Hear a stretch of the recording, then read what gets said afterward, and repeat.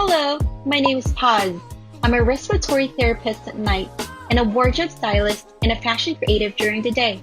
Turns out, I'm not the only one in the medical field who pursues their passion. In celebration of Respiratory Care Week, I'll be talking to my incredible colleagues who are healthcare heroes and also artists and entrepreneurs in their own right. This is my Peeps. Yvonne, or Telly, has been a registered respiratory therapist for 5 years. She previously worked at Promise Suburban Medical Center and She Rehab Facility. She currently works at Children's Hospital Los Angeles. Before respiratory, Telly was a dance instructor at Thomas Jefferson Elementary School. She also taught in dance studios such as Quest Learning Center. For most of her career, she's been in a dance team called GRV. Her team won second place in a competition called Hip Hop Internationals, or HHI. Picture HHI like the Olympics of dancing, and they placed second in the whole world. She's had her cupcake business called Telly Cakes for 5 years, and continues to sell through networking in her dance community and medical co-workers. Telly discovered she wanted to become a tattoo artist when she did a henna design for a friend, which became a real tattoo. Her current priority is working as an RT and apprenticing at Latin Skulls Tattoo Shop, where she can learn the skills to be a tattoo artist. Hi everyone! Welcome again to my Peeps. For another episode she's not only a respiratory therapist, a dancer, a cupcake maker, a soon-to-be tattoo artist, a henna artist, an artist in general, and most of all, she's my neighbor and my work wife. It's Yvonne Telly! Hello. We're both COVID negative, so we're okay.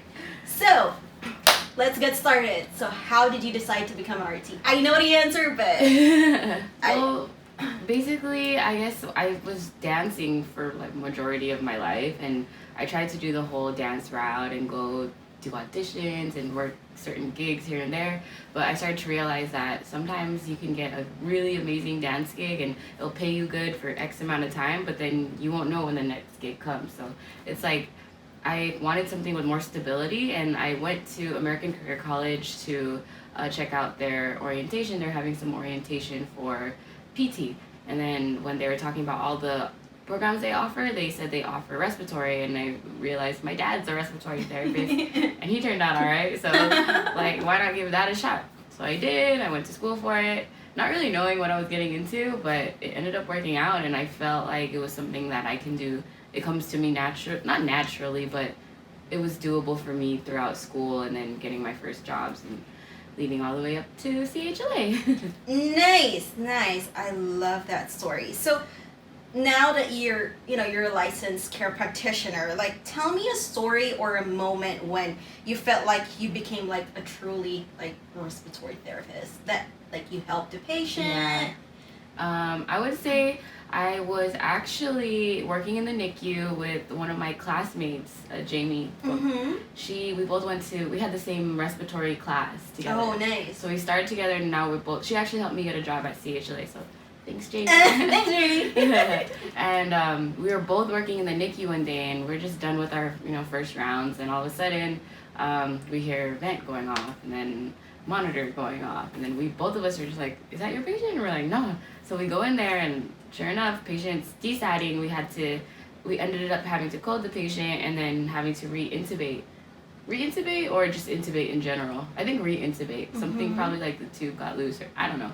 Either way, I had to bag. She was helping get, the ET tube and everything, and me and her were assisting the doctor. One of us was suctioning, bagging, switching, PDCAT, like everything. It was just so synchronous. Yeah, collaborative. Yeah, it was very, very easy going, and it was the shortest code and the most smooth sailing that I've ever been in, and it was just great. And after we were done, we were just like, Miss Russell would be really, really proud of us. And we're like, yeah, we just fist bumps, and then we're like, we did that. Nice. And I think like Melly was like walking, and she was like, you guys are so cute, and we're like laughing. It was so funny. And that's when I was like, wow, like we've come a long way, because I started with subacute, and then subacute's a lot different than than acute care. Yeah. Wow. That's like I feel like that's like an initiation that like you know, there's like something unexpected that happens, and then boom, you know, as a therapist, like you have your skill sets, you know, it just automatically like it goes to you and kicks in, and you just like focus and be like, I'm doing it. I was like, wow, we do that on our own, and it was really refreshing to. It was like a milestone, I guess, for us, because sometimes, you know, when you first start, you're always being shadowed, and then eventually you start going, spreading your wings, and being on your own, and that was just very. For me, like, I will always remember that moment because it was with my classmate who I started with, too. So. It's like started from the bottom. Started from the bottom. Okay, so, like, so we already talked about it, that, you know, you grew as an RT, coming from a student. Was there any trait or characteristic that you ended up acquiring when you became an RT? Like, for me, I think empathy. You know, I think empathy is a really big thing because you really need to, you know, to know how it feels to be a parent and be in the shoes, and you need to be understanding about that. Yeah, definitely. I would say empathy is one of them. I remember having to care in the subacute. There was very like older patient population, and there was one patient that she was at basically her husband's side till the very last day, and people would say like, oh, you know, she's very needy, she wants this and this and that, but like it was just because she really loved her husband, so she was doing everything to, you know, make him feel comfortable up until the last day. And like and then there was like several patients kind of like that, or just lonely patients, you know, and people, or like maybe some coworkers would say that they're being needy and they ask for too much, but every time like I would hear that, and then I'd go into the room and just like talk to them, like they're regular people, you know. Yeah, absolutely. So empathy for sure, like understanding like where you're coming, what their story is, where they come from, how they feel, what they're going through. Definitely, that's like one. And then another one, I guess, would be like taking criticism from like older or people that have more experience in the industry. It's not like they're trying to make you feel bad, you know. So being able to take constructive criticism, I feel like is something that you need to have in the healthcare, in the medical field. Yeah, and it's also one of those things that you know, you need someone to tell you if you know you're doing the right job or not. You know, like some people I understand what you're talking about, how some people sometimes they take it offensive or personally, or personal, but in the end, you know, it's all about patient care. And if you make one little mistake, like bagging at super high pressures, that could pop a lung. Yeah, exactly. And you need to be aware of this, and if somebody's telling you this, because they're actually looking out for you and they want you and the patient to be safe, and that's basically it. Yeah, I totally get it. So now, you know, you mentioned that there's some bad days at work, like somebody getting reintubated and just a patient dying, and you know, it's part of our job to take care. So when you get out from work, what type of things that you do to help you unleash your stress? You know, I don't know if I could say this on camera. No. Okay. Hold on, we gotta stop this. She's gonna whisper it to me. Oh my gosh, I'm just kidding. But I would say like if I had like a really bad day and it was just like, it could be like anything from like a patient passing, that's like the worst, you know. I mean, but not really, because sometimes like it's inevitable and that will happen, and you just like, everybody has their time to go, and I've had a better understanding of that whole concept just by being here in the medical field, and then with our jobs, like sometimes we have to be the ones that or if it's just like, you know, sometimes it gets heated in situations and then you get yelled at, or like people they like to blame, everybody loves to blame everybody sometimes in high stress situations, and it's just not the words can hurt. I know. You know, like I starting from the bottom and then working your way up, there's gonna be a lot of times where people just like put the blame on you or say things, the way people say things could could stick with you, you know? Yeah. So the way and sometimes people take advantage of you because you're a newbie. Mm-hmm. You know? Exactly, so. and make you do like extra work. And as much as it sucks, like it's the reality of it. It happens, and it's kind of, you feel kind of like you can't do anything about it at the time. So I had like some stress dealing with that, and it wasn't a lot, you know, but there were those days, and I would love just going to a dance class or like even painting. Painting is cool to relax. And what else? Just hanging out with like my sister or like my friends, and being able to vent to them, or seeing my godson. Like, oh my gosh, those, like, all of that were kind of like my outlets. But I would say above everything, like, not above everything, but just like my go-to, and if I had nothing at all, would be dance. Like, I could go to my parents' house because they have a studio in the garage, you know, and I could just put on music and then just like let go of everything, and everything I felt, I could put it into a dance move, or I could put it into the song. And how the song might be a sad song, and I had a sad day at work, I could just like really like let it on. That's like my therapy, and it feels so good to just release. I love it how you turn like a negative energy and like transform it into a positive energy, you know? Yeah. Because I believe that, you know, either you transform it to a good, or you take it home and bring it to you. And it's not good when you bring it at home and you take it out on other people. And I think it's really amazing that you have that type of outlet, that at the end of the day, you know that you're not going to take things personal, and you're going to be okay because you have other distractions like your creativity and dancing to release whatever stress, not only at work, but also, you know, things, you know, that you're dealing with life. So, yes, so speaking of creativity, now we're moving on, and I want to talk about all the side hustles that you do. So we mentioned that you do dancing. Yeah. So how long you know, you mentioned that you've been doing it for quite some time. But do you want to tell us more about it? Yeah, sure. I've basically been dancing my whole life. Like, my mom said I danced out of her when I was born. So I was like, well, that makes sense. And then basically, like, growing up, you know, Filipino culture, they're like, oh, perform for your aunties.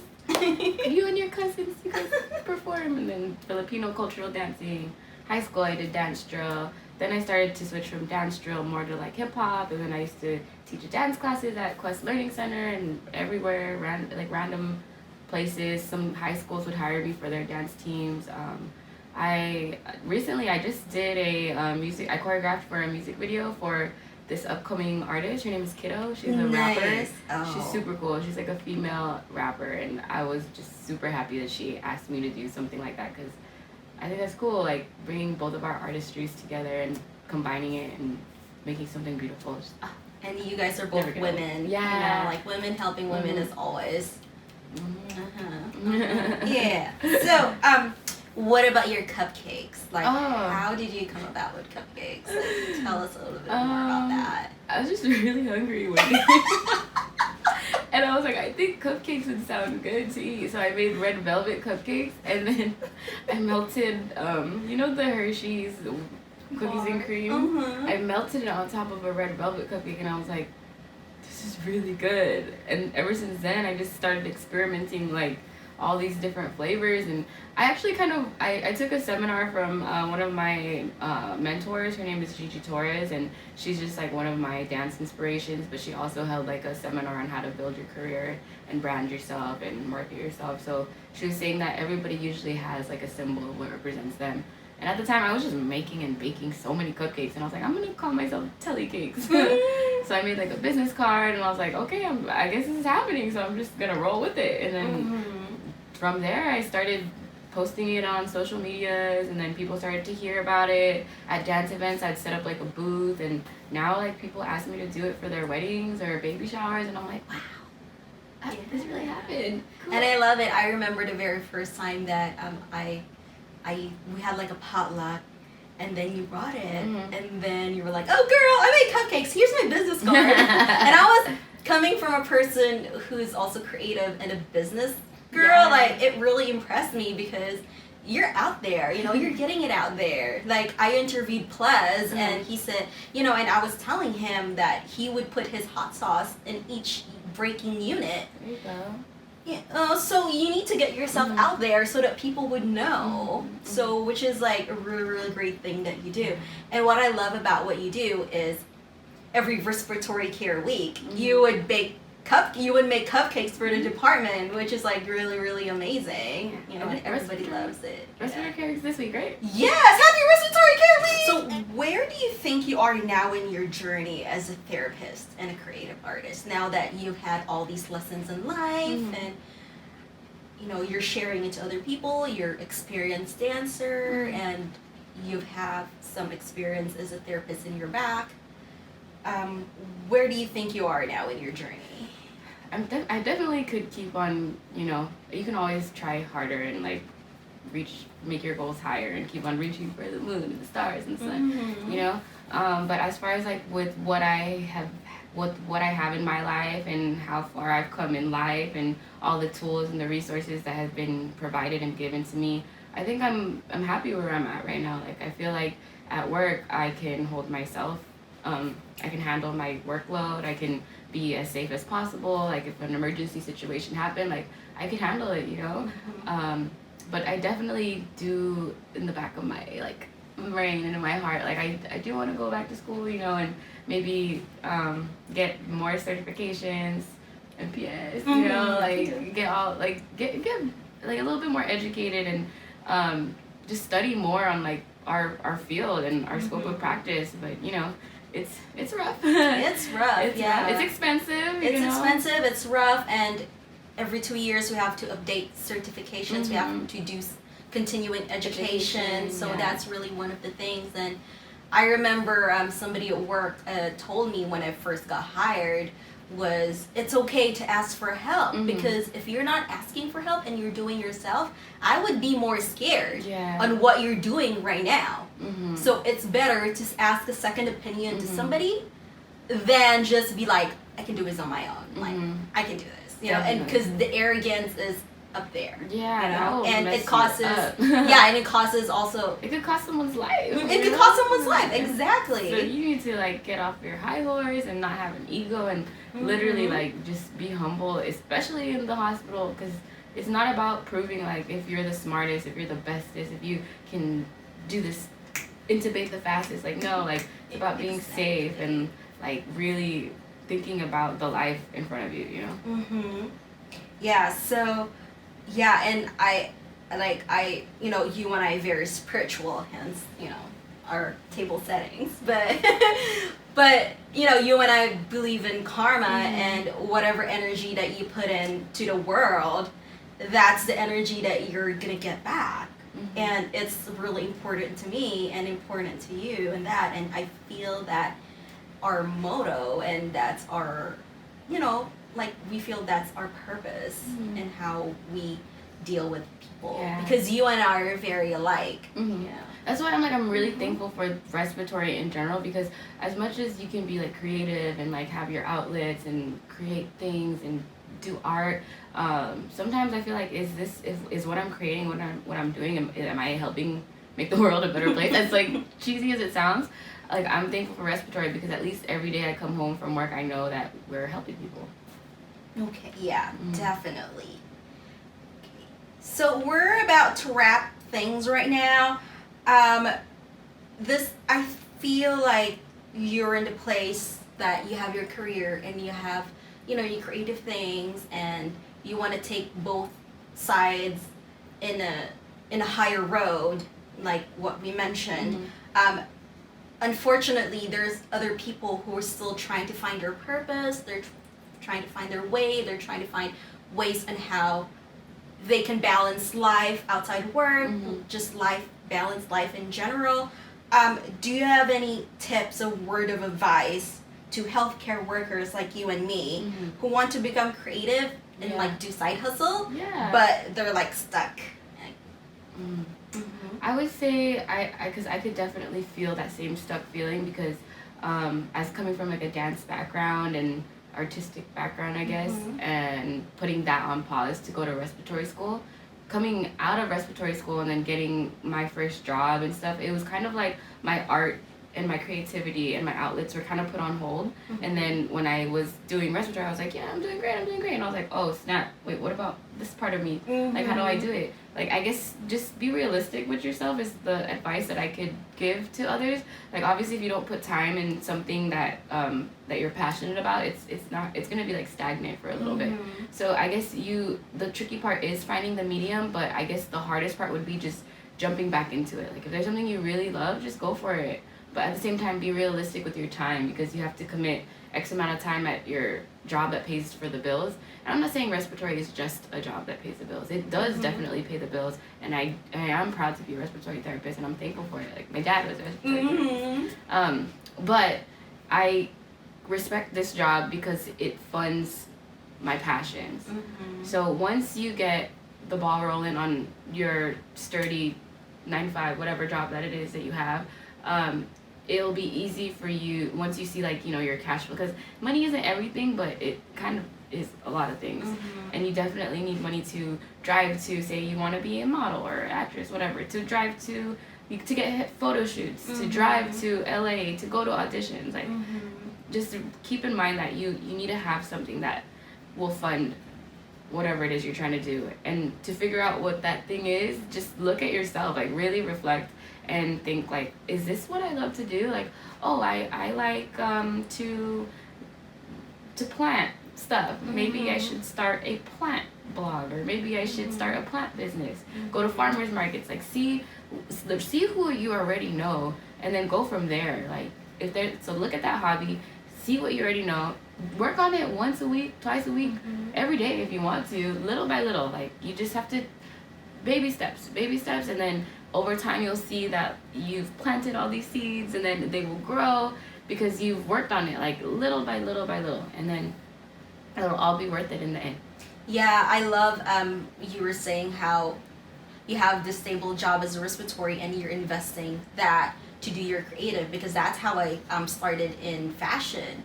So I had also the fashion at the back of my head. I wanted to do that, but when I became a respiratory therapist and I felt financially independent, that's when I started interning. And you know how interning, you start, you don't get paid, you know, it's you get paid with experience in your resume. And it really helped me finance my passion. And now, I mean, I'm at the point that I'm a part-time respiratory therapist and I do my creative side and I do wardrobe styling and other things that I can support myself with both, you know. And one more thing is I had a journal. I know you also write a journal. So journaling really helps because it's like talking to yourself and talking in your mind. And what I did is, which is funny because the founder of Spanx, like she started with $5,000 as her business and now she's like multi-billion-dollar girl. I know, right? Goals.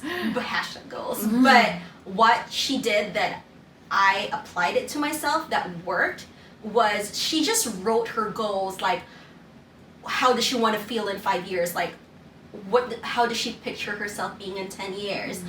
Like how does she, like, I want to be financially stable, I want to do my creative, you know, I want to be happy and just all these things. And I did that.